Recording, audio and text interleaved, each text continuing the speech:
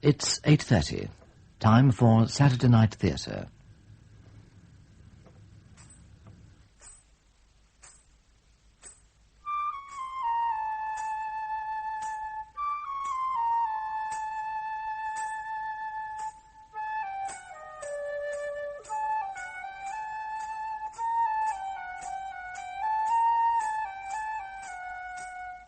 Mary Morris plays Naomi, Wendy Murray, Ruth, and John Turner, Boaz, in The Threshing Floor by James Forsyth, with music by Terence Albright.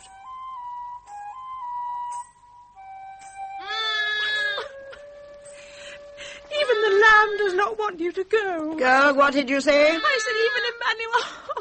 Oh, give it your thumb to suck your thumb. Oh, God, girl. With Manny bleating and your weeping, I couldn't hear a word. Now, what did you say? Ruth, stop the tears, girl. Ruth, what did you say? I said, even the lamb does not want you to go. Well, unlike me, he was born here in Moab, and here in Moab he can die for a good cause to keep you alive. Oh, but Naomi, Girl, for the last time, will you listen to me? God, through famine, has taken away the only two sons I can now ever have. And God knows it is another sort of death for me that I now have to part with you. But you are young, and not even famine has taken away your beauty, my dearest. You belong here in Moab, where the young men have most survived. Your mother will find among them a new husband for you. Oh, no, please, Naomi, please. What has famine and death done to me? But let me see what you are. How you are more mother to me than my own mother. And crossing the desert all alone, you will need me. No, Ruth, life has nothing left for me. So that I have now only one need, to die in my own country, and if I can, in Bethlehem of Judea, where I was born. And now that we know that your father and mother were not among those who fled in fear from the famine here, it is they who need you. Help me up with my bundle. Girl, that is why I've given you the last of my flock. Take the lamb back to the tents of your own people and... Oh, help me up with my bundle. Oh, love. Love, how I hate in my heart this parting from you. What did you say? Naomi, what did you say? Nothing. Go. Naomi. Nothing but murderous desert ahead, and this wilderness of withering in me.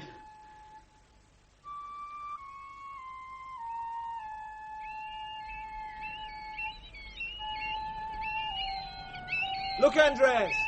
The vultures again, above the wadi, see? Out of the Valley of Salt, towards Moab. I suppose every day some of the weakest fall by the way, and the vultures finish them off. So many Moabites the less, so much the better for Judea. Well, they slaughtered us in the past, didn't they? And if God chooses us instead... And if you, young cock, chose to think the Moabite was the enemy, but not these particular people who are starving and fleeing Moab today... When God chose the chosen people, he didn't choose them, he chose us. They worship Molech. Aye, and having shared these days of watching with you, I have reason to wonder, young Joshua, if you worship anything but Joshua. Oh, get your pack, and pack up the tent. You and I are more needed now getting Bethlehem's barley harvest in than stopping the last few refugees crawling across into Judea. I'm speaking to you, Joshua. Will you... Is that one? Vulture? No, refugee. Down in the valley shadow. It is. Look at the bundle on his head. If he has the strength in him to... She? It's a woman. So it is. Some tough old Moabite bag, eh? Well, if she's the strength to carry that big bundle, she can't be so famished. Joshua, one day it may come to you, and I begin to hope it'll come painfully, that guts, not flesh, muscle, or youth, is what gets any of God's creatures through famine, flood... That's another one, is it? See, coming up on the far ridge into the sun now. Yes, and another woman. This one's a young one, I think. Well, stop thinking on your favourite subject. Fetch down the tent and follow me before we're trapped for another night out here by the darkness. But aren't we going to turn them back? No, come on. Look, Andreas, our orders from the elders were to... My orders from your master, Boaz, were to be back for the barley harvest. What harm can there be in a couple more poor devils crawling in? I said come! I'm coming! I'll follow with the tent. Yes, like his pack mule. Stupid old fool. Thinks because he's overseer to Boaz, he can oversee every damn thing I do. Young man! Here comes the old one. The bag with the baggage. Young man! How much further from here to Bethlehem? Too far for you and the likes of you. However, Hebron is that way and shorter. Try Hebron. Shalom. Boy! I'm not interested in Hebron. I'm interested in Bethlehem. It's that way, isn't it? Mother, I'm not interested in what you're interested in. Get going that way or get straight back to where you belong. Out of my way, mouse. Look, you Jezebel. Ah! This sword is of Bethlehem bronze, and that rock is Judean sandstone. And between the two, this edge, Mother, is very sharp. Like you? Like me, so get going. Are you a Judean boy? I said are you Judean? Look. All Moabites who... I am not a Moabite. I'm a Jew. Are you from Bethlehem like this sword? And if I am? What's your tribe? What's that to the likes of... Are you Ephrathite like me? Like you? Yes, I am. Then God is good. And I can rest my bundle a moment while you tell me how things are in my birthplace. Your birthplace? Who's your mother and father? My mother was Miriam. Not Miriam, the wife of old Moses. Then God is good. So Miriam is your mother? Was. She's dead. No, that's news, boy. I'd rather have heard about your father. He died too. Years back. When our famine... Who are you? Boy, are you old enough to have known Elimelech? When I was a boy, I was friend to his boy Marlon. But that was before he and his family fled from the famine in Judea into Moab. You're not... Yes, you are. I know you. You're Naomi, Elimelech's wife. His widow. Oh, did he die too in Moab? Yes, and Marlon and Killian, his brother, too. All our menfolk are dead. Is there any of our family left in Bethlehem? Not close family, no. Most found it best to move. There were a lot of Bethlehemites bitter at you and Elimelech, because you all quit at the time of our famine when men were needed to dig new wells. I see. And is there bitterness still? Of course. Not so much among us Ephrathites. And Boaz, he might speak up for you. He may be big-headed, but he's big-hearted, too. Boaz? Oh, he's a big man in Bethlehem now. Rich in land. I work under him. In fact, I should be there now, getting the barley harvest in. I'll speak to him. No, don't try. He was proud, too proud. We quarreled. Anyway, I have my own bit of land in Bethlehem. A small plot, but enough to live on. To die on, too. Now, help me out with my bundle. I wouldn't count on that plot. I know of it. It's still mine by law. Nobody's stolen it, have they? No. But it's been let go back to the wilderness. Anyway, how could you work it if you've no menfolk? Had Marlon no children? Did he not marry? What, Marlon? Yes, he married. But I tell you, I have nobody. I've got my own strength, and while I have it, that will serve. It'll have to. I've no money to hire any man. I said, help me up with my bundle. Naomi! Mama! What is it? Huh? It's a young refugee who was following after you. Naomi! Naomi! And it is you she's following, for she's calling your name. Oh, my God, no. Mama! But you had no daughter, had you? Unless in Moab you... No, no daughter. But a daughter-in-law more than any daughter to me. Oh, Ruth, no. Naomi! Mama! Mama! I told you that coming after me you'd be only throwing your life away. And you brought the lamb. Oh, Ruth! I tried. I did try to stay. But I couldn't.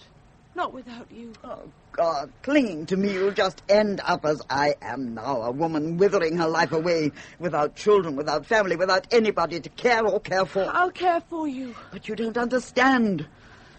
I'm going into a country where you would be not only a woman without issue or family among people whose God is not your God, whose manners and customs are foreign to you, but where there's bitterness against all Moabites, Aye, and bitterness against me.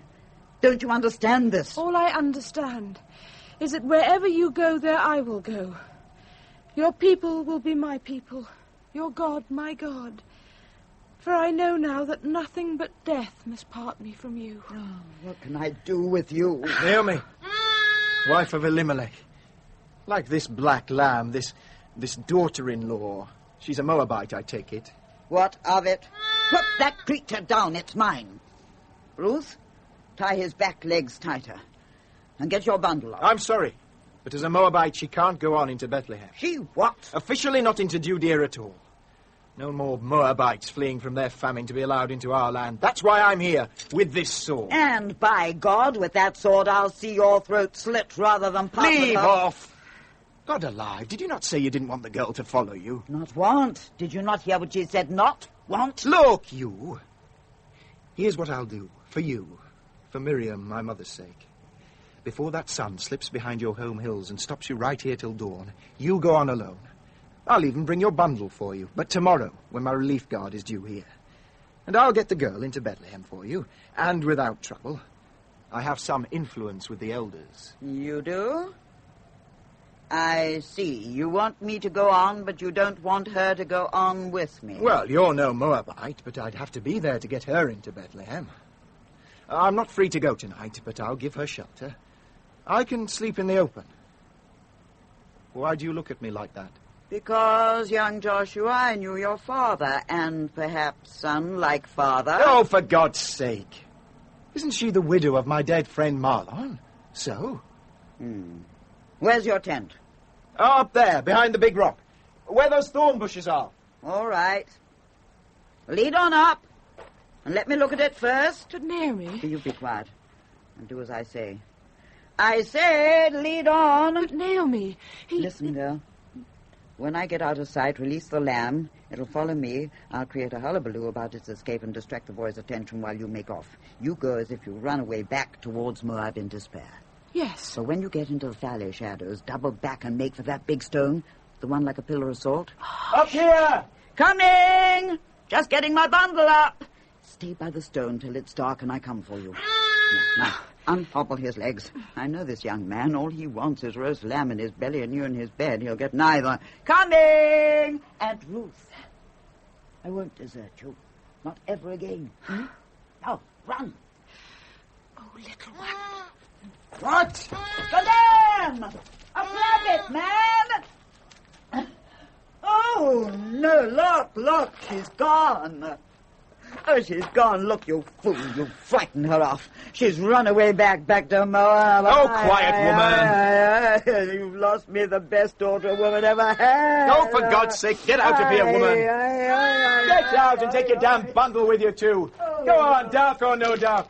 And may the wolves get you both. Women. But by heaven, out of her rags and with a bit of flesh on her, that one of Marlon's could have been a real beauty. Damn Naomi.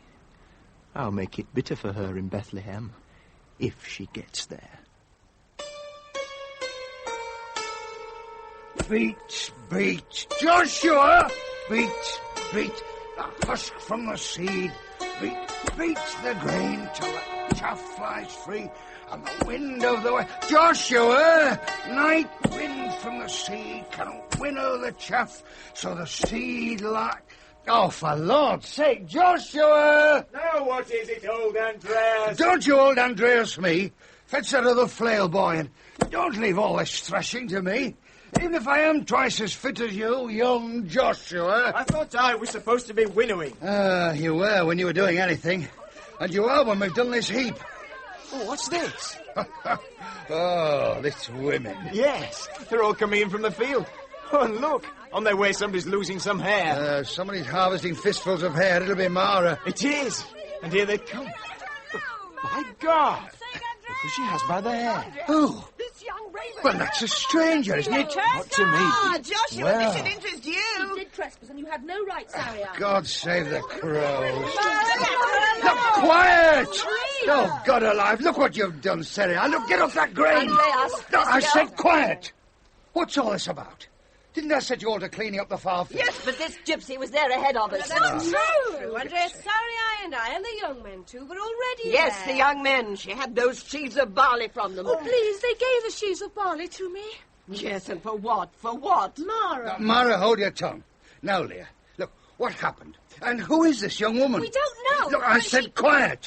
And you, little Sarai, can sweep up that grain. Oh, Sarai and I were stacking the sheaves for the young men when we saw this girl watching us from the path that leads out to the wilderness. And she looked so sad and shy and hungry that I suggested the men let her glean, only for a fistful of grain, for I knew that you, dear brother, would not object, nor Boaz neither. No, Leah, I would not object. Oh, it's Boaz. Provided the young woman was in real need and behaved with courtesy. Oh, she was, and she did, Master Boaz. Boaz? Oh, and she didn't even ask. It was me asked her. Oh, she only asked if the steward of the field would object. Well, Andreas? Me?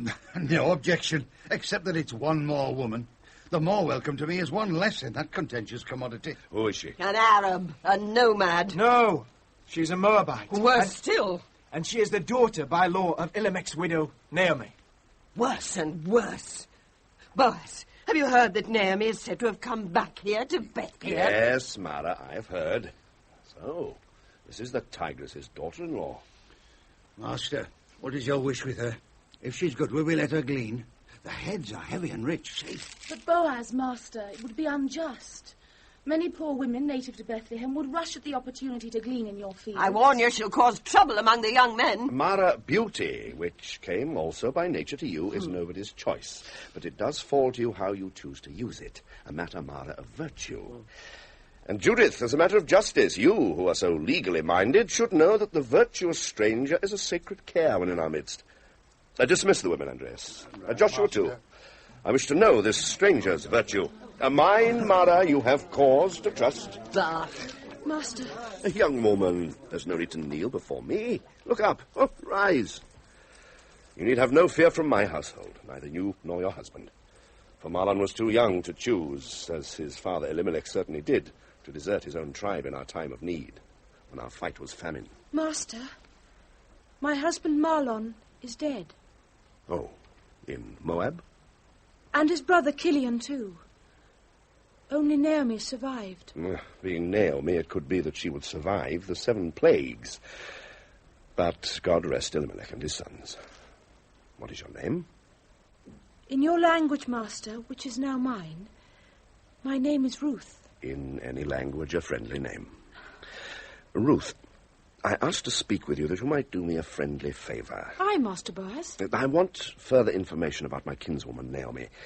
And it is not easy, nor has it ever been for me to get the truth out of Naomi. But why? She's very, very honest, Master. Well, let us say I like answers to my questions. And questions to Naomi always tended to be answered by questions. Yes, I see you smile. Take this stool. Sit. I shall not keep you long. You're weary and weak, is that not so? Yes. And hungry, no doubt. Yes.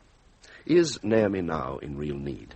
All out of Moab come today from starvation and need food. And that is why Naomi commanded you. For requests from Naomi come as commands to come to my fields and glean. No, Master.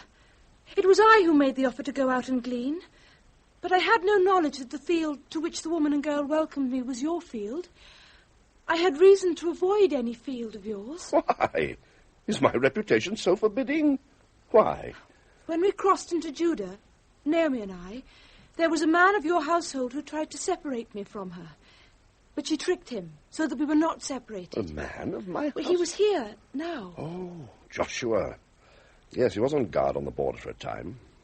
So that was why I knew who you were. Well, you're not to fear young Joshua.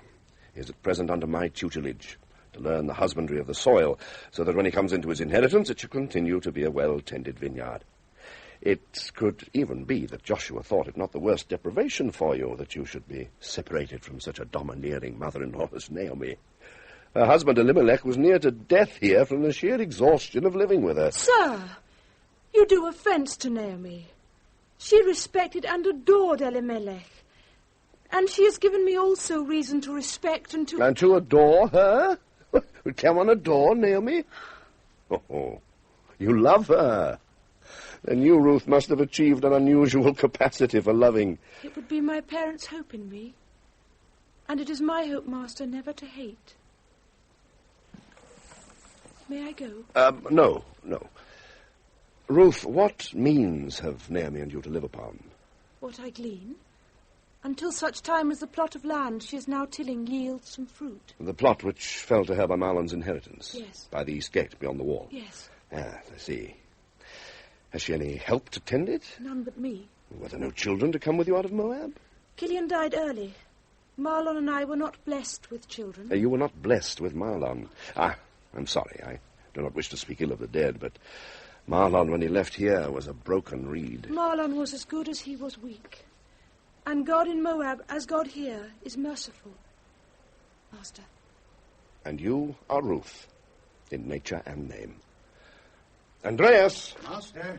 This young woman is to have the freedom freely to glean in all my fields, and to continue to do so beyond the barley harvest to the wheat. Aye, Master. And, Andreas, you're to see that neither the young men nor the women molest her in any way. Yes, Master. She is by marriage of our kin, however foreign her birth may be. And she is to live in the true charity which our God requires of you and of me. Mine only to obey. Take up your sheaves of barley, girl. Master, the girl's weeping. Hand me that corn measure. Yeah, thank you. Ruth, come here. Now dry your tears and hold out the skirts of your robe towards me. Accept, dear Moabite, these measures of grain from Judea. Oh. And together with your gleanings, take it with you to your formidable mother-in-law. Master. But Ruth. Master? Do not say from whose field it comes. Not yet. I am not worthy of such generosity. But, Master, I will endeavour to be so. Good. Now go. And God go with you. Andreas, there goes, I believe, a young woman of unusual fidelity and of perhaps exceptional grace. Master, haven't we been badly bitten before by beauty and presumed virtue? And haven't you just added one more of the flighty creatures to my care? Now, one has to remind you, old faithful, that you were born of woman. Yes, and look what that brought into the world. A grumbling misogynist of a man, without whose wisdom, wit, and loyalty I'll be lost. Get on with your work. And see that young Joshua does a lot more work than he's done since he was out on board to watch with you. Look, he's idling again. Oh. At least his hands are idle. His ears may not be. I'll attend to the accounts. Joshua. What is it now? Give your ears a rest and get your muscles busy here. The Moabite girl. She's a widow, you know. Look, get your mind on your work. You take this. And it's the end of the line for Naomi's family, unless... Unless what? Unless some man puts seed grain in the girl's lap. Put seed... Lord, you don't mean Boaz will take a Moabite to wife? Boaz, no. Though he's an Ephrathite, like me. And there is this legal obligation, isn't there? For the man next of kin to take the dead man's widow to wife and preserve the tribal line. God, when will you get your mind off women long enough to do a good day's work? Boaz is too wise for that sort of copulative caper. Anyway, who says he's the next of kin, anyway? Oh, well, I don't. For there's somebody nearer. And he's not far from you now. You? God save Jerusalem. Look, if you don't get farther from me, Sharp, I'll take this flail to... Joshua, I warn you, the master said none of the young hands was to pester the girl.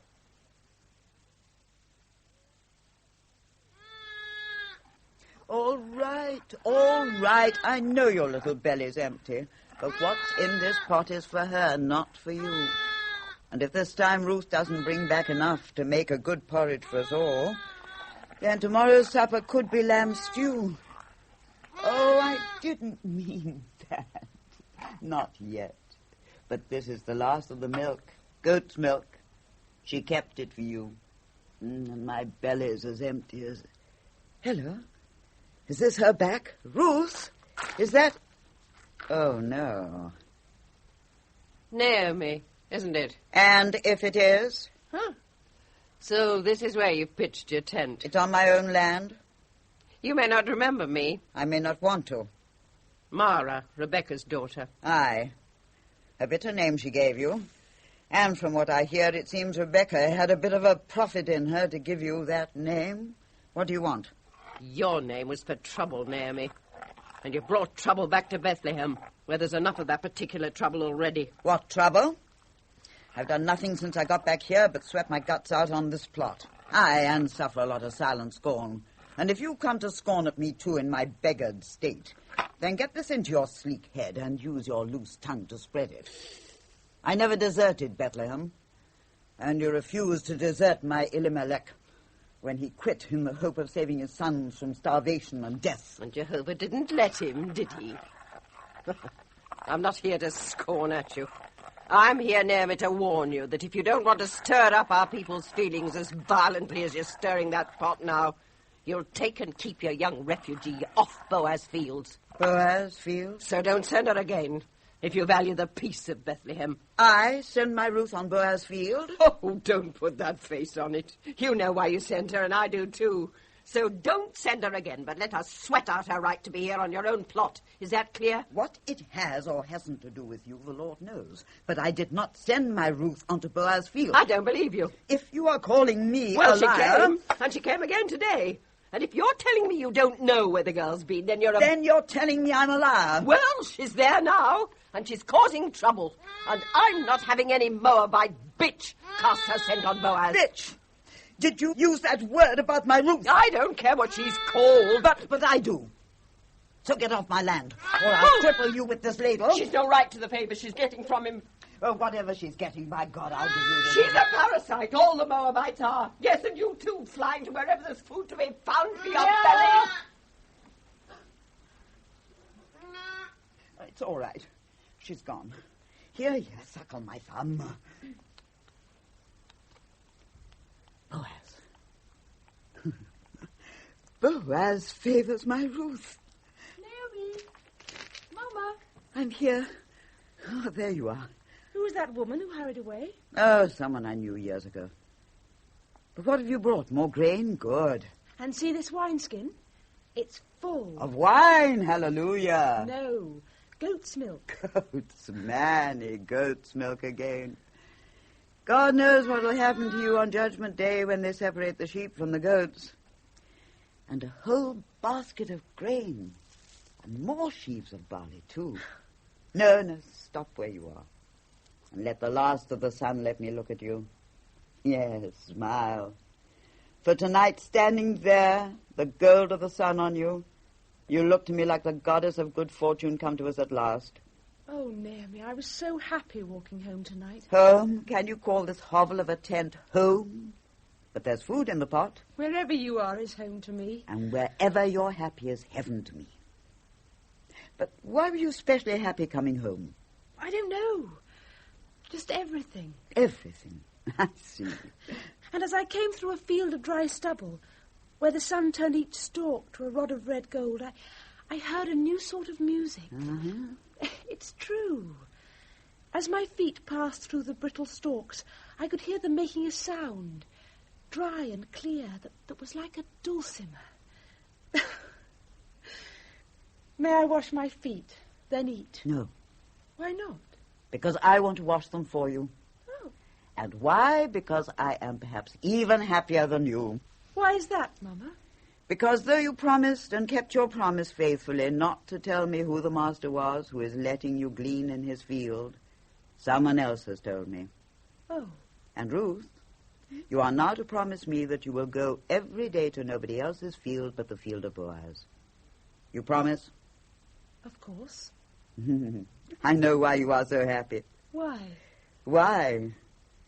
Because as you in the desert promised me your people will be my people, I promise you that my people will be your people.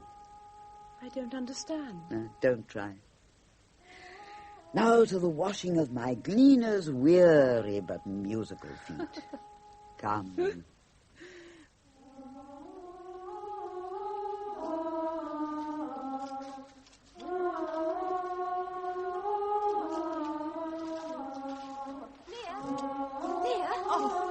Sarai, what are you doing out here? Is this Naomi's plot? And is that... Oh, is that Naomi? Yes, stand out of my way. I thought she'd be an old woman. Oh, she's old enough not to be doing this back-breaking work. Well, if you're all helping her, can't I help too? No, this work is too heavy for you too. Now go back home and tell Andreas that soon... Oh, dear. That's him. There's Andreas, look, up on the town wall by the gate. Yes, I was afraid of that. Go to Andreas, Sarai, and tell him we were just giving Naomi a bit of help on her plot, now that all our own day's work is done. Tell him we'll be back in good time.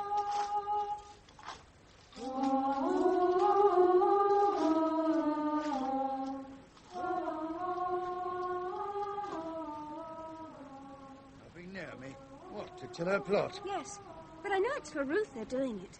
So that Naomi can sell it, you see, and both of them can get a better place to stay than that old tent. But Sarai, she hasn't said she'd sell a bit of land, has she? No, but I know she's going to. Ah, you know everything, don't you? All I hear. Well, you hear too much. Oh, the sun's in my eyes. Are they all out there? Yes, all except Ruth. She stayed back with Boaz to help prepare for our harvest festival. Yes, I know. She's with Boaz. Mara's there too, isn't she? She won't let Ruth out of her sight. And Joshua, he keeps after both of them. But Andreas, why is Mara so bitter about Ruth? It's not just because she's a Moabite, is it? Oh, Mara's bitter about everything, including Mara. Look, go out there and get Leah up here to me. It's a funny sort of thing to say. Bitter about herself. Why? Oh, child, you can't know everything. Look, fetch Leah in, here and now. Anyway, I think I know why Mara's bitter. Well, you don't. Why Off you don't go. I? Oh, for God's sake, girl. You're too young to know. I'm growing up. I've got to. Oh, well, not at the rate you're doing it. Now run. Oh, please, Andreas, tell me. I'll run all the way, please. Oh, Lord. If the only way to get you moving, girl, is to push you further along a path you're already moving too fast on. Mara, at our last harvest festival, got Boaz drunk so that she could seduce him. However... Seduce him? Well, it means... I know what it means. You do? God help Bethlehem.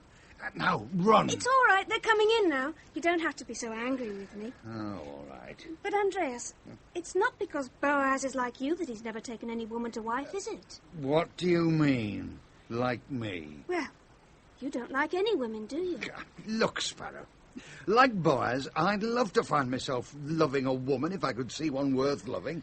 Now go, off with you, before I take this stick to you. Did you know that I love you, Andreas? Oh, Yahweh, what am I going to do with you? You can do what you like, Andreas. Oh, all right. Oh, why, your father years ago didn't take the rod to your impudent buttocks. Oh, sorry. Sorry, little sorry. The great famine, wasn't it, that took your dear father and mother away? Sorry. Leah, look, send Leah up to me, then go home with the others. There's my good girl. Sorry, Andreas.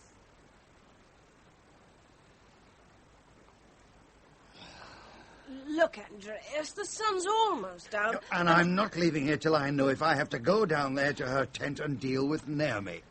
Did you or any of the other women invite the Moabite girl to our harvest festival? What's come over you? Why shouldn't she be invited? She's one of our gleaners. Hasn't Boaz made her so? Look, did you ask her to come? Of course. Oh, damnation. Look, just because the girl's foreign... Look, Leah, I'm not here to argue. But this is... I told you, I'm not here to argue. Oh. As your brother and at home, I will. But as overseer to Boaz, that's all I want to know. No, it isn't. Has Naomi said to you that she's definitely selling her parcel of land? Yes. And has she said why? Because it's worth selling now.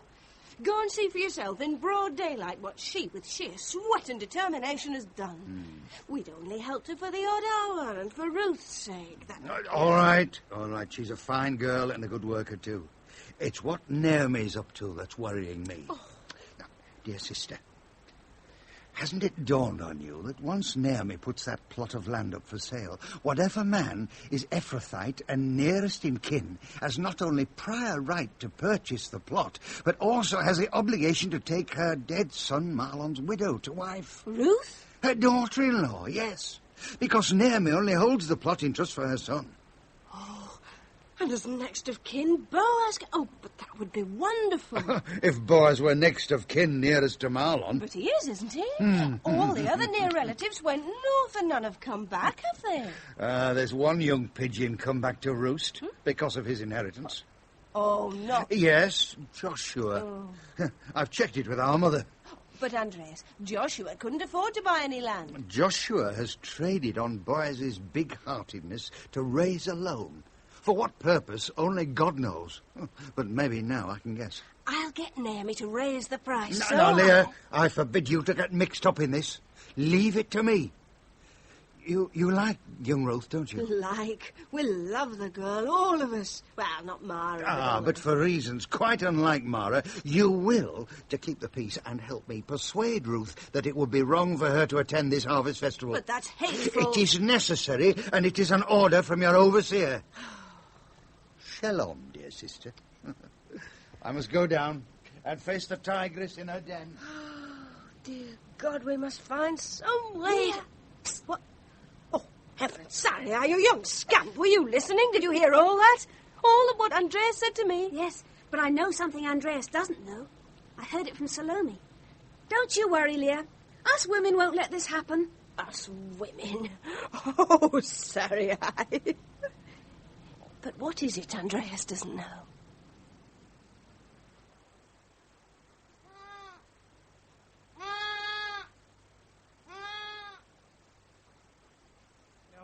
Come in, Naomi. You've got your fire on the go and supper to do. And I hope I'll not add to a long day for you. You won't if you'll light this lamp for me while I blow the fire. Andreas the steward, isn't it? Yes. And though you may not know much about me, I have known since I was a boy that Naomi likes plain speaking. She does. So? I've come to ask you to keep your daughter-in-law away from Boaz's harvest festival. And I'll tell you why. No, you won't. I'll tell you why. And keep the talk even plainer. You wanted to stay away because Boaz favors my Ruth. But your young beast of a workmaid, Joshua, keeps after my girl. Well... Also, when wine is aflow, the feast high, and the seed is the symbol, the males may become rampant and trouble ensue. Well, that's plain enough. True enough, too. There's your lamp. And why shouldn't there be such trouble? Has Bethlehem gone gutless while I've been away? So, you want trouble? No. But if you want it even plainer still, I want my girl to move among men and have the one she deserves and the one who deserves her. But Naomi... Look, Andreas. You're probably a good overseer for Boaz, but don't oversee me. What's happened to Bethlehem's charity? It's a harvest festival, a time of joy. And I've known more festivals than you've known rats in your granary. Naomi, there was one harvest festival at which you and your family were notable absentees. The one to celebrate our survival from the famine here. Aye, and because of that I shall absent myself from this one too. But what had she to do with that? Oh, true. But for the sake of possible hurt to her and trouble for Boaz from others, for as you know, not all Bethlehem welcomes you refugees. Please, will you see that... Shh, the girl. Oh, Andreas. Shalom. Shalom, Naomi. Shalom, Andreas. What did he want? Who knows? Men are forever curious about who's selling what and when. And now that we may be selling the plot. But what's this? I thought we had the last of the barley harvest. It's just a little sack of grain. All the gleaners get one at the festival. See how it is tasseled and coloured with your traditional patterns. It is a token of gratitude, he said. They call it a bounty. Take the lamp. Let me look at it. Oh, it reminds me of when I was a girl and made these patterns and made my corn dollies of straw. Did Boaz himself give it to you? Yes. And Naomi, he gave it to me now, as I might not wish to attend the harvest feast, at which the other women will receive their bounty. I see, because you might not wish to be at the festival. And might you not? Oh, Mama, I need your advice on this. Then come, sit by the fire by me. Here comes our cool breeze that starts away by the sea. But the fire glows to it in gratitude. I fed the lamb. He's asleep. Now, do you want to go? To the festival? Of course. I have such friends there now. Though some are against me. But not Boaz? No. But I don't know what he'd want. Neither does he unless he's changed. And I know Boaz wants you there. So at dawn, you and I will pray to the one God, and then we will wash and anoint your dear body, and we shall put on it that fine old gold robe of your family, the one which you gave to me when you feared we were parting forever. The robe with the gold threads, but... Yes. All day I've cleaned it and hung it away from the sun, and every breeze in which I thought of you winnowing the chaff away from the grain has winnowed the spirit of widowhood away from its golden folds. There it lies in the tent now, beside the lovely decoration of straw you made specially for their feast. Yes, but wouldn't it seem immodest of me, their poorest Lena, to go in a golden robe? Why? Is the grain immodest? And it is golden. Is the barley with its bowed head immodest? And this, your gift made of golden straw, is this immodest? It's a golden time. And Ruth, the modesty which makes everyone love you may at this feast be your enemy. Go and go golden, for I know you to be of the purest metal. Go, feast, laugh, sing, and dance. Yes, dance. And make these anklets of little bells I made for you dance your gratitude to Judah because she has taken you out of the famine. Dance, and then do exactly as I tell you to do. Promise? Have I not promised in all things to obey you?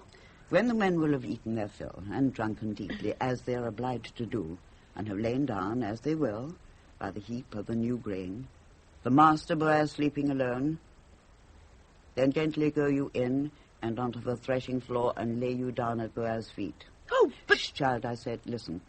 Do this and exactly. Uncover his feet so that your hair falls on them. Naomi! Listen, girl. When he wakes, and as it may be dark, you must say these words clearly. Are you listening to me? Yes. It is Ruth, your handmaiden, who is kin to you, spread master the skirts of your robe upon me. No, I cannot do you this. You must. He will think me a harlot. No, spread the skirts of your robe upon me is a symbolic phrase. It means marriage, not harlotry. That is all you have to do. The rest is with God and him. Oh, no, I cannot. Sit down, girl. Oh, no, this is wrong. The master will take me for a loose woman. He will take you for a woman, being a man, and at Harvest Festival, and he will be fortunate beyond all his deserving. Sit down. No, I know him. He is a modest man, as modest as he is strong. I know the fineness beyond that strength, and I know he has come to think of me as a modest and trustworthy woman, as I am, and as I must remain, or be destroyed. Am I to begin to believe from today that it was not Marlon's weakness, but your modesty kept you from consummation? Oh, how dare you! You know, and yet never have I allowed you to admit, because of the pain it would cause you. You know that Marlon was no man. You know that you married him to me because you hoped that by my love he would be turned to a manly man. But there was no love in it. Only your love for me. Oh, please, Naomi, please. I don't want to hurt you. I love you. But please, don't make Boaz despise me. You love Boaz. You do, don't you?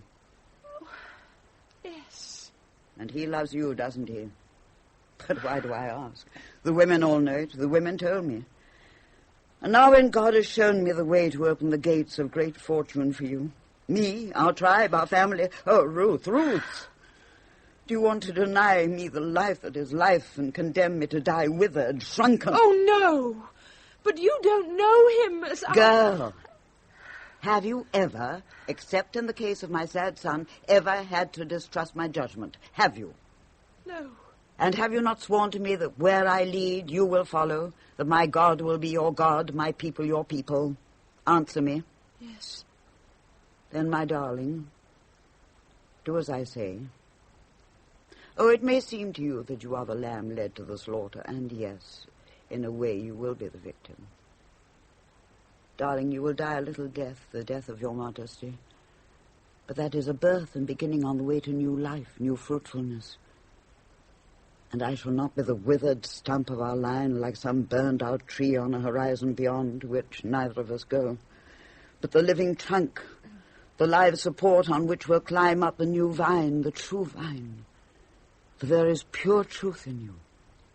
Will you deny all this? Will you? No. And you will trust me? Yes. And go to the feast? And go. And will do as I say? I will hope. Oh, no, don't weep. Oh, yes, weep now, but tomorrow dance, dance. Dance for joy, my darling. And take the lamb. Look at him. Take this, our little lamb, with you. For tonight I've filled his little crop full with grain.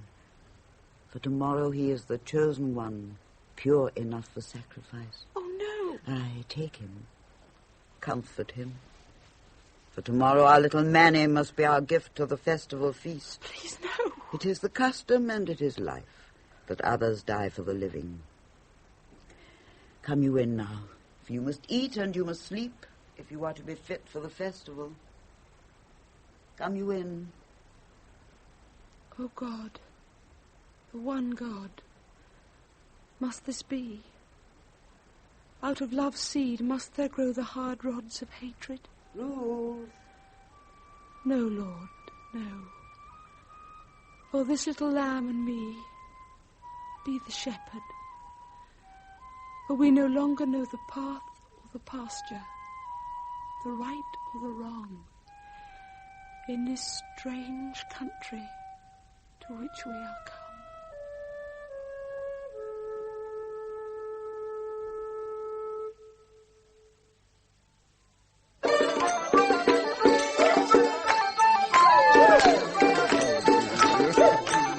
Well, my little starry-eye, and why aren't you dancing? Eating too much? No, I don't eat too much. I just don't know that dance well enough. Neither does Salome, but look at her. She's been drinking too much wine. So have you, George. So have all the men. Well, it's festival. Little misery. But she's right. Even Boaz. Go you easy. But it was a great feast. Still is. And the Moabite girl came. I said the Moabites in our midst, eh, Andres? Yes, and she'll leave now when the women finish their dance. Or Mara's claws. What's that little Sarai up to? Oh, I don't think our Moabite should leave. Not before or after the ceremony. I think Naomi's golden girl deserves golden bedding on the straw by moonlight. Where's little Sarai taking her?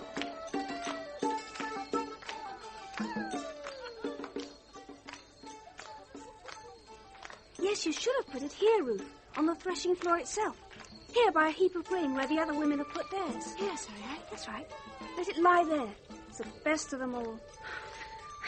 My corn dolly looks so silly beside it. And you, Ruth, you look so beautiful. You do? But you seem so sad at the feast. Something's worrying you, isn't it? I wasn't hungry, and I was sad that I couldn't join in the dance of gratitude, not knowing it yet. Well, neither do I. And you can dance, I can't. Such a lovely robe, too. Yes, aye. But when the dancing stops, they will come here for the ceremony, won't they? Oh, not yet. Boaz stands here and says a sort of prayer by this little gold mountain of barley. It's the seed grain for next year. The men sleep by it. They're supposed to be guarding it all through the night till the new day, but they're so drunk they just sleep. And that bound sheaf of barley is the first sheaf that was cut. These are the bounties we all get now. And the little basket of bread is... Sarai, what are you doing here? And Ruth? Ruth forgot to add her straw dolly to the others. I shall go, Sarai. No, not without wishing good night to the master. He'd be offended. The good harvest. Here he is. Oh, but... Yes, here's our Andreas, who may have an aversion to women, but never to good food. Huh? Oh, no, master. A good feast is to me man's chief delight in God's goodness. But to the ceremony. Come on, kneel, females of the field. Quiet now. Now, Ruth, it's time. Ruth, kneel. Andreas says... Kneel, Leah. Ruth, kneel, and when Boaz... No, hush. For this plenitude of the gift of God, of a good harvest, young men, take up the first sheaf of the field and bear it to the red fire of our feast. And there where the old bread of our table now burns and the meat of our feast was roasted this day, place that sheaf. It's the youngest harvester. He takes it to the fire. And let the fume of its burning rise to the night sky as a sign that we, his creatures who devour the grain, in the eating of this, the new bread, will, in spirit, return to God what he has so greatly given us of nourishment and vitality. Sorry, I know. Master? Yes, Sarah.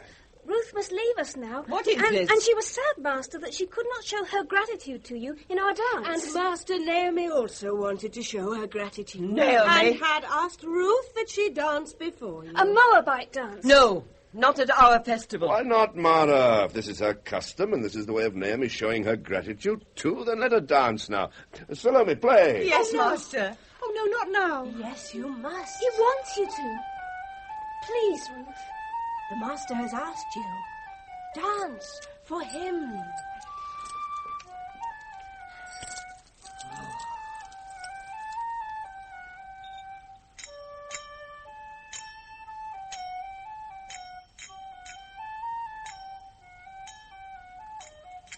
God, yes, she can dance. Supple as a serpent, eh? No, Joshua. That is the grace in movement of modesty. Modesty of the natural plant. The animal unconscious of its own grace. The bird, unaware that its flight to man is a feathered miracle. Aye, Master. She reminds me of a pure white egret I once saw, turn gold by the dawn as she moved out through shallows and away into flight. This is natural grace, and you could be right about this one. Could be. Oh, lovely. Ruth! Master? Tell Naomi we find your gratitude to be a beautiful addition to our feast. And this, dear kinsfolk, is not this work woven from the straw of our field strangely beautiful? It's your straw dolly. Strangely, because it was made by the stranger in our midst now, Ruth the Moabitess. From our straw we fashion different forms, don't we? The same straw, yet in this our pattern's quite unknown to me. For the patterns are Moabite. Thus we see that in communion through a common possession, straw, one culture can enrich another and both be bettered. Ruth, God go with you, and long and happily now may you live among us. Now. Oh, she's weeping, bless her. The ceremony. My dear handmaids of the harvest, as we look to our burnt offering where we see the smoke, now seek the stars, let us, amidst plenty, remember how we saw famine stalk amongst us, and the headless straw wilt among skeletons. Mara, the blessing of the bread. Heads bowed, Sarai. Bow your head, Joshua. Yahweh, who alone created and commands all things, we have not forgot your punishment of us when the flail of your wrath threshed the chaff from the grain in our days of doubt and debauchery, and famine fell upon this land, as justly it falls upon Moab now. Mara, please. Nor, Lord, do we forget the many whose brittle bones became one with the stones of the arid earth. No, nor those men standing amongst us now, who, knowing they embraced probable death, struggled on to dig the new well so that we, the few, should survive. Nor do we forget on this day those who fled, hoping by flight they might be refugees from your wrath. Mara, it is not and right. And in gratitude for that divine deliverance, when you withdrew the whip of the wind and the scourge of the sun, we take and eat this barley bread. And as we do, Lord God of high heaven, we realize humbly and anew that the miracle of life in your seed grain is the blessing of bread to the life of man. Master. Now to each her bounty, as token of my gratitude to you for all the work well done. And now peace and the blessing of sleep fall gently upon you all. And God guard you, guarding the seed grain through the renewing night. Shalom, Master. Shalom. Shalom. Shalom. Shalom. Well, Andreas, the sun down, the moon up, the grain in and all well. Aye, Master. We got through in peace. Sleep you here on this skin, where that staring old moon won't waken you. I'll keep watch. Thank you. And special thanks to you, Andreas. You have been my keeper of the peace, not least among those you love to hate, the women. Shalom. Praise from you is peace for me. Good night, Master. And Joshua, knowing young blood... Well, Joshua, where is he? Need you ask? After the wine, the meat, and after the meat, more wine, and after a full belly, that full moon. So what follows? The women again. One woman, unfortunately for him. But I think God's defenses will be strengthened by Naomi with a chopper. Oh, the Moabite girl. Yes, she'll be safe tented with that maternal tigress Naomi. Andreas, would it be true, think you, what the women say, that though she's a widow, she's a virgin still? Shouldn't be surprised, knowing Marlon as a boy. But if it's bitter truth you want, ask Mara. She couldn't resist getting in her bitter comment about Elimelech's family, even in a prayer of thanksgiving. Nothing bitter about her Moabitess, eh? Well, look, you've had the opportunity day after day to observe her. Is she really, as she seems to me, an exceptionally selfless creature? Whose natural sweet... Andreas. Oh. God give you sweet dreams. Too much wine got under the skin of all of us, including me.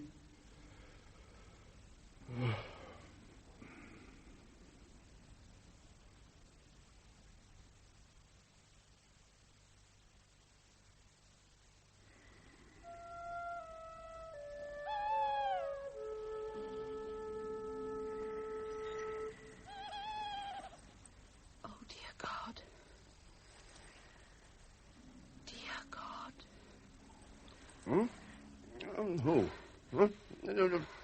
Huh? Who is he? Master, it is thy handmaid, Ruth. No. Who is kin to you. No. Spread the skirts of your robe over me. God in high heaven. Oh, Master. What are you? God, are you a whore? No. The quiet woman.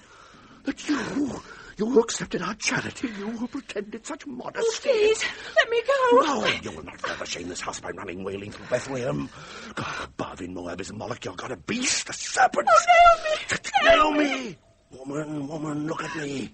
Was it she sent you here in the night to me, huh? Or was it you chose it, huh? Answer me. Was this Naomi's doing, or are you a harlot at heart? Answer me. Jarvey, if you will not answer, then by God she will. Silence! And don't move from here. Naomi!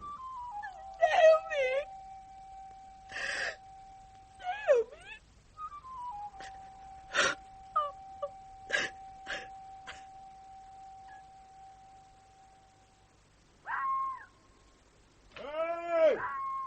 Is there anyone there?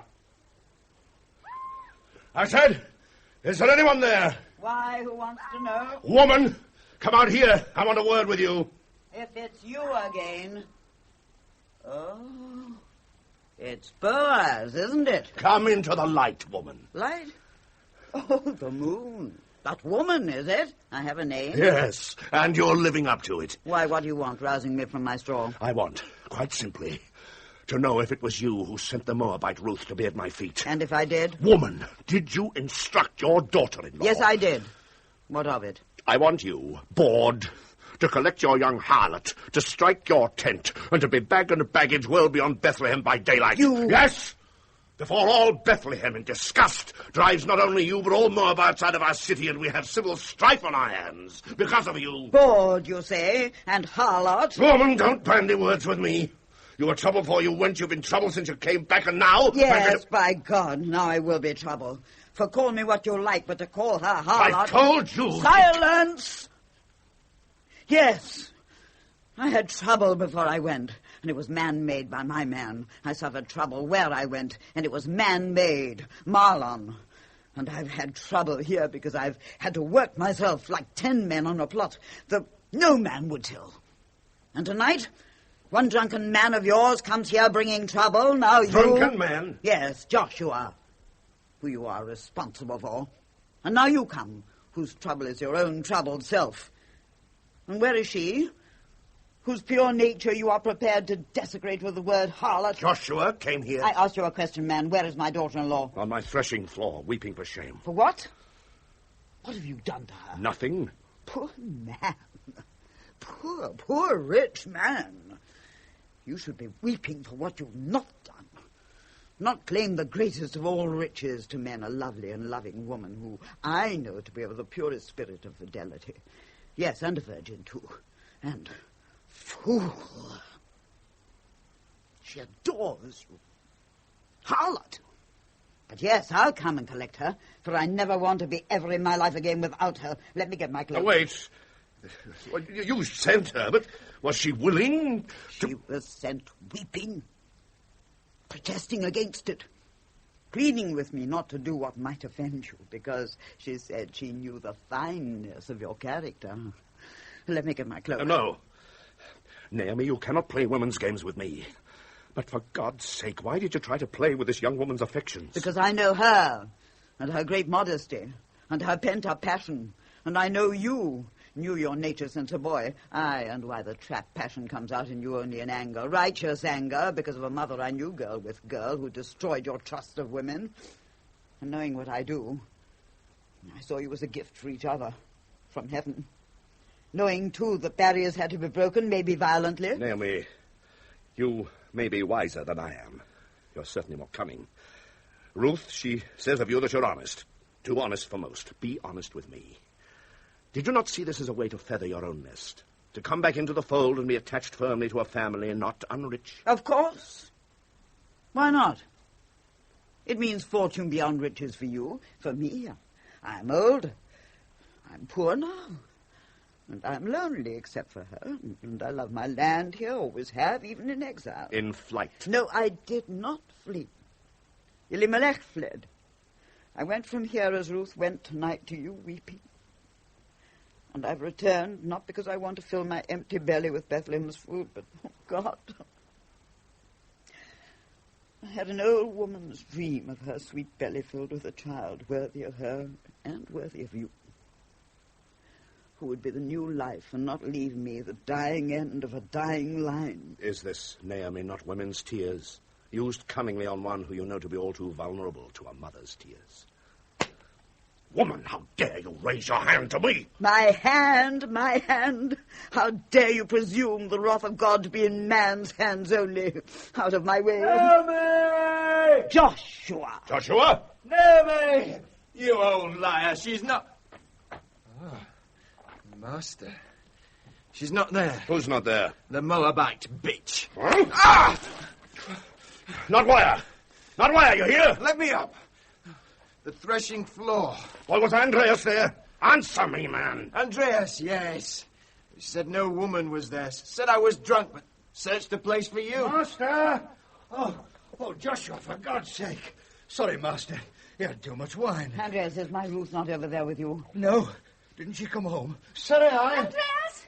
Oh, Master, Naomi, I saw Ruth. I saw her from the rooftop. She was running away out towards the wilderness. And then Joshua... Sarai, stay here with Naomi. Yes, Master. Joshua, go back where you should be, guarding the seed grain. If she's Andreas, gone back, Moab will... You'll do as I order you. Master. Come in the tent, Mother Naomi, and if you want me to, I'll stay all night. Andreas. Master.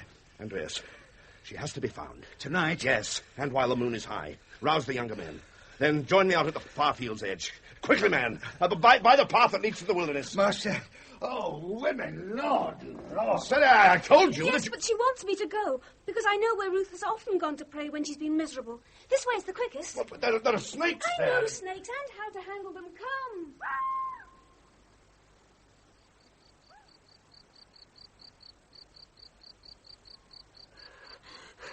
Ruth! Ruth! Ruth! Ruth, it's me! No. Little Sarai. Ruth! Why have you come out after me? Because you mustn't go, Ruth. I must, Sarai. I can only make trouble here. No, we all want you to stay. Where would you go? I don't know. But I must go from here. Then I'll go with you, wherever you go. I'm unhappy, too, about men. Oh, little Sarai. Sarai, are you there? Oh, no, don't go, Ruth. I won't let you. Sarai, is that you? Yes, Master, it's me. Ah, we'll go you home. Sarai, you hear me? No, look, men are coming with torches. That is only Andreas and our men. Now go meet them, Sarai. And tell Andreas to wait there. Tell him she, Ruth, is here with me. Yes, Master. Woman, you are weary. Sit. Sit on the flat stone there. Oh. It's only a cricket leapt from the stone. A little leap for fear or for joy. Ruth, I have this night spoken with your mother-in-law. She has told me things I did not know about you, and things about myself which perhaps I've not fully acknowledged till now. But one thing further I want to know, Ruth. from you. Master? Did you understand? Or being a Moabite and foreign to us, did you not know what it meant when you said to me, spread the skirts of your robe over me? I understood. That it was more than a request that I take you as a woman, any woman, but as a wife? Did you understand that?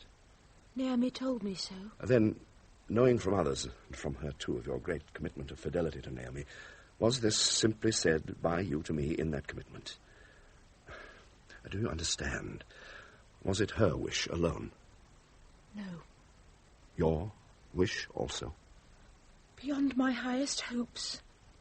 My wish. Yes. Ruth, look at me. It is not right for me to tell you yet why on my threshing floor my anger should be on this night so violent, but this you should know. Walking in my field, I admired your tireless industry, your consideration for others, also your bodily physical grace. Working at the winnowing, I admired you for your strength and for your lack of greed. And at the feasting, I admired you again for the obvious love of others for you, and for your reticence. Then, the dance. So there built up in me a beautiful image, as undemanding as desirable. Then, like a serpent in the night of my weakness, you came, seemingly intent on seduction. How could I not be outraged? But now, having faced Naomi, who worships you, I know why that brave, stubborn, and lonely soul loves you to the depth she does. And why, from the moment of first seeing you move in my field, you, to the same depth, have disturbed me. Disturbed you? As the seed of wheat is disturbed to grow, and adamant in its tenderness to thrust through the dark of the earth. So, for the blindness of my rage, being no new plant, but tarnished man, I ask of God first, then I ask of you forgiveness for hurt. I turn you to me, Ruth. I'm not young, and I have known reason to be distrustful of men, and of women too. But this I trust utterly. Oh, my love. Andreas! Andreas! Master! Andreas, have Sarai and the men take her back to Naomi's tent, and you come back here to me. Back here? I need to talk with you. Oh, Master. Oh, mind the thorn bushes. This way. Aye, little cricket.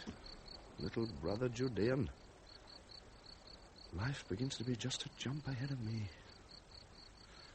May God be in it. For it may be that he is more with her, the Moabite, than with me, the Jew. What's that, Master? Ah, Andreas, come. Sit by me. Oh, no, Master. When I get off my feet, it's going to be onto my back. Oh, yes, and you need sleep, too. Yes, but first, I want your honest answer to a question, and I want your answer to be yes or no. Yes. Now, should I... Yes. I said yes. But I haven't asked the question. No need. Buy the plot, marry the girl. For the whole thing now seems to me to come under the heading of good husbandry. Well, that coming from you. Oh, I admit it surprises me, too.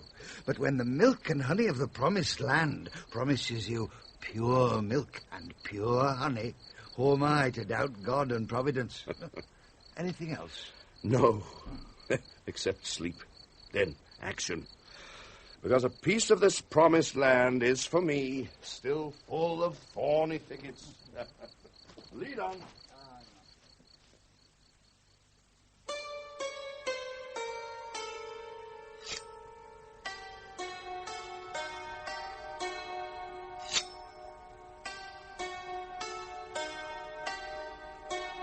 Joshua, I want to know if it's true that you...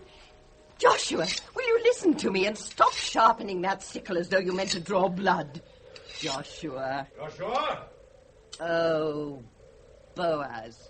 Mara, I want to speak to Joshua alone. Obviously, Master. Joshua, last night in anger I struck and hurt you. Yes. And in your drunken state you probably did not know the offensive thing you said to provoke me. No. So in justice I think we should forget that. I see. But I want you to know, especially between us, that I have this day undertaken to purchase the plot of land which Naomi, our kinswoman, wishes to sell.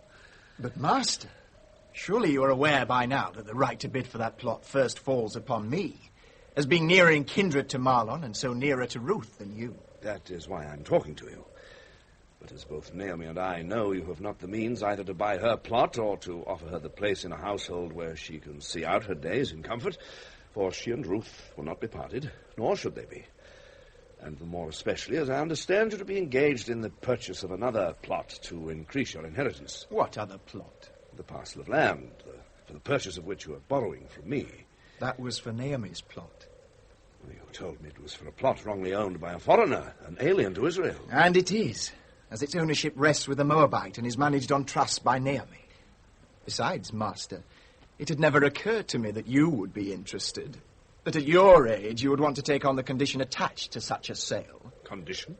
To take the Moabite widow to wife and to honour our tribe by extending the family line. And, well, being younger, I know that I can honour this obligation and so not bring this lovely young woman again to bitter frustration and send Naomi into sad old age with no child to nurse. Shall I strike you again? I think not, Master. Your reputation as a just man is too precious to you in Bethlehem. May I go and continue the work of your fields, which I am contracted to do? Go. And God go with you, Joshua. You will have need of him. Young devil. Master! Master! Oh, what's the matter, Master? Do you feel all right? No. No, Andreas, I feel suddenly old. Young Joshua intends to buy Naomi's plot. Aye, and what goes with it, I know. And, Andreas, in justice, I cannot stand in his way. Nonsense. After his behaviour last night, you could withdraw the loan you gave him. It would not alter the law, merely delay. For by the time that tawny wheat of our field is being threshed on this threshing floor, Joshua will be able to claim his inheritance. He will then be a rich young man in no need of any man's loan. Oh, it's not riches she wants, is it?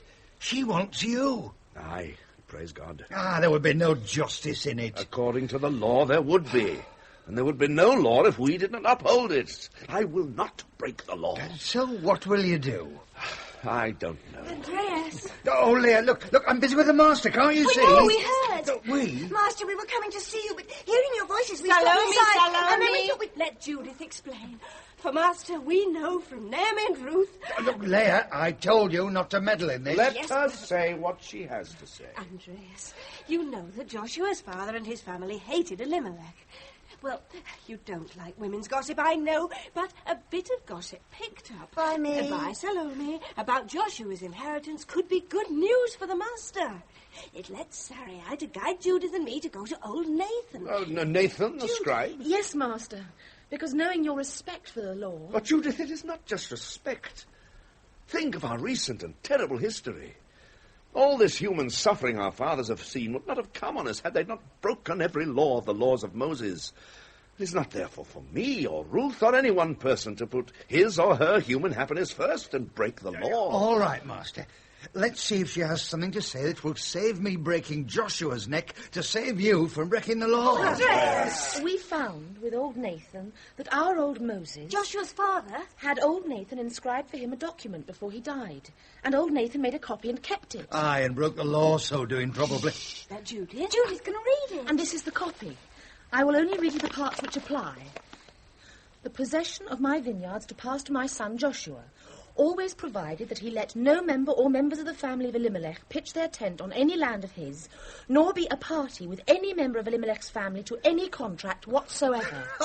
No contract, Master, so no marriage for Joshua. Oh, well done, Sarai. Is marriage a contract? contract. Oh, God help your husband if you ever get one. I mean a contract in that sense. Oh. Marriage is a contract, Salome, in every sense. Well, Master, don't we dance for joy, don't we? Well, this may be legally binding on Joshua, but I doubt if such an agreement can override the whole law of tribal succession.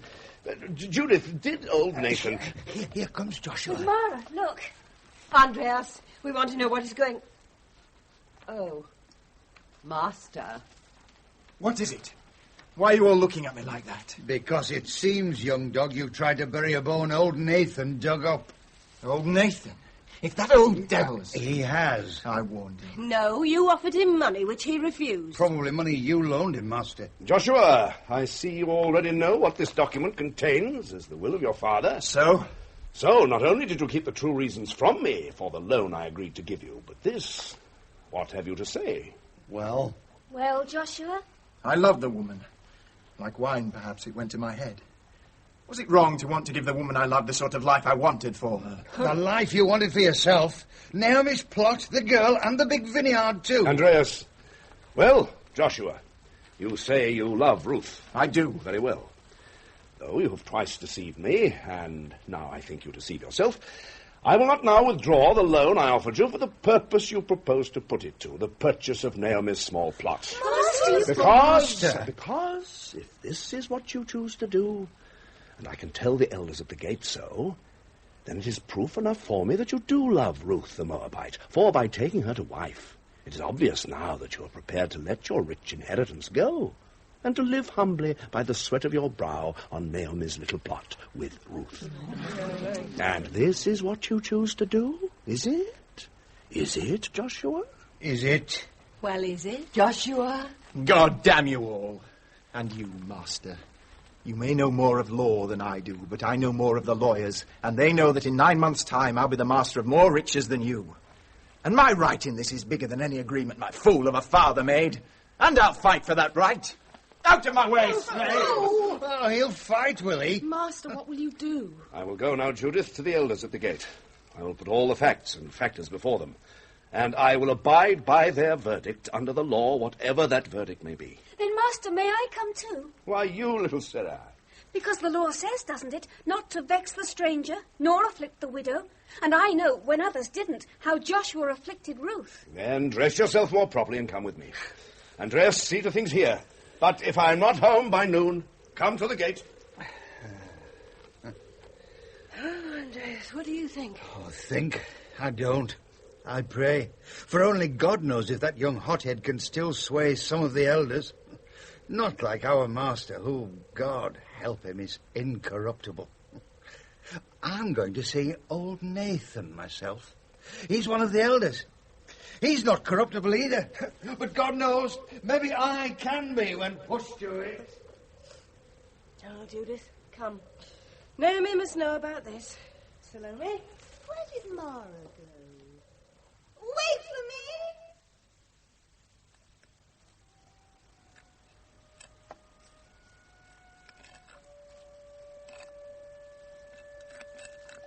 Naomi? Oh, Naomi. Oh, Mara.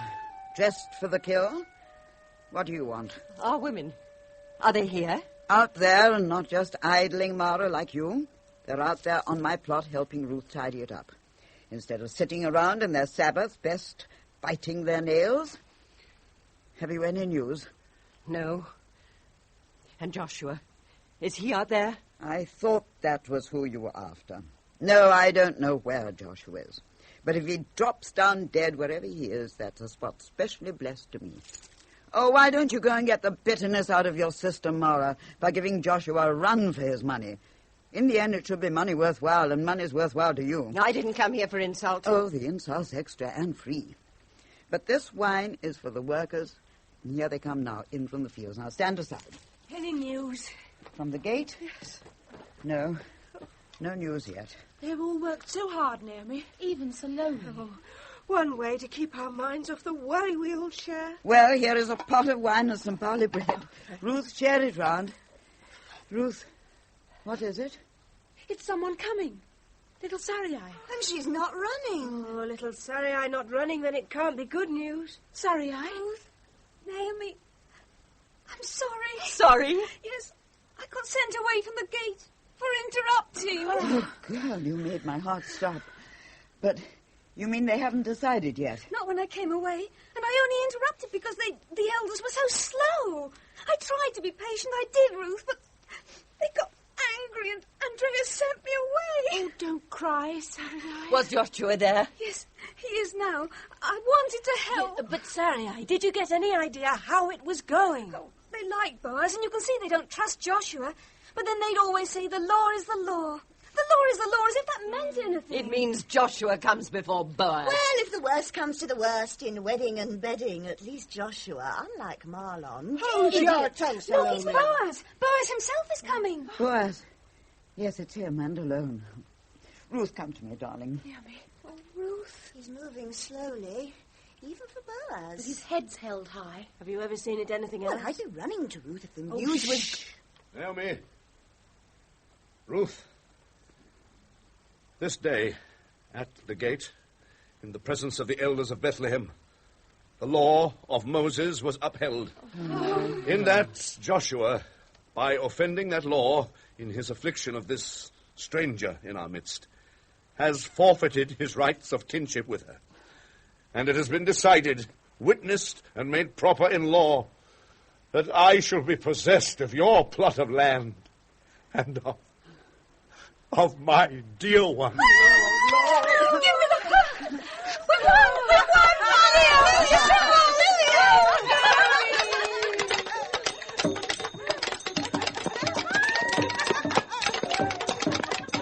Stop! Quiet! Look! Joshua, stop!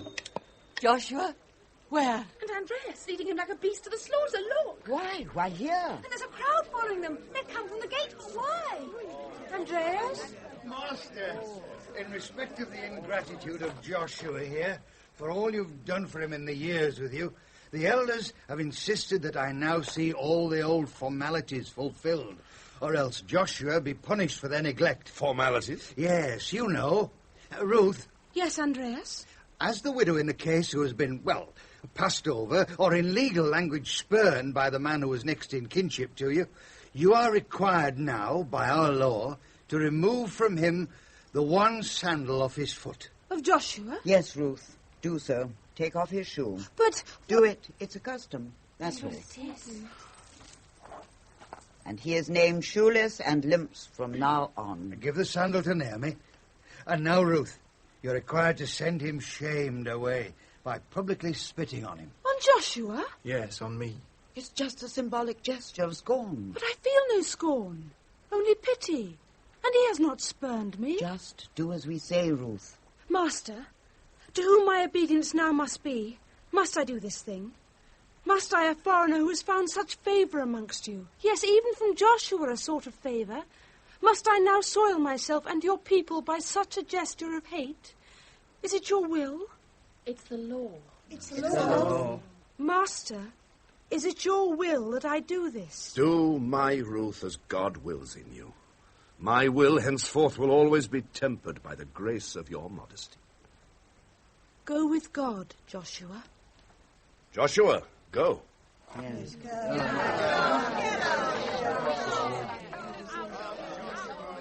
He looked as if he was going to be sick. I felt sorry for Joshua. But Andreas, what will happen to him? Joshua? Oh, he'll grow punishingly rich in good time, which is what he most wants to be. Master, shall we go home? Home? We? Yes, all of us. Leah, Judith, Salome, and of course you, little Sarai.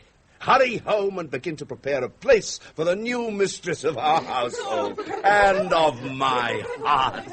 Ruth, take my arm. And, Andreas, help the tigress to fold up her old tent and follow on. Tigress? Oh, yes. Tamed now, I hope. She's on her knees. And Master and Ruth, may God and greatly bless you both. Now off you two go. Leave Naomi to me. Dear God, wherever in heaven you are, or it may be, accept from the sinful, earthbound soul entirely tearful gratitude that you and I have seemed to be remarkably successful in this so far. So far. Naomi. But if, Lord God, you will allow me to make a final suggestion, considering that I'm an old, well, mature woman, more practically experienced than you in the wicked ways of your creatures here on this particular piece of your earth. Your chosen people. Your choice, not mine. Knowing them, knowing me. Naomi. But Lord Jarvey, just allow me to suggest it could be an improvement to us, and an improvement to your reputation, too, if out of this loving union there could be fruitful issue. And, Lord, please, a boy. For I'm sure you can't but agree with me that out of my sweet and gentle Gentile, and this strong and pure Jew, a marvelous new Adam might come, and be a chosen for your chosen as you choose them to be. So, Lord, please, a boy. When you've finished instructing him, would you mind instructing me what you want to take with you? Take. Help me up. Take with me? Nothing. Throw the lot in the midden. Life for me now is going to be new everything. Including a newborn babe, eh? So we take nothing. No, but I'll take your arm if you don't mind. I feel faint. With joy. With joy. And listener, perhaps a year from then, Ruth bore a babe, and in joy put into the arms of Naomi a boy. He was named Obed, and through him began the great line that led Israel on through David and the house of Jesse to another birth, another Bethlehem story.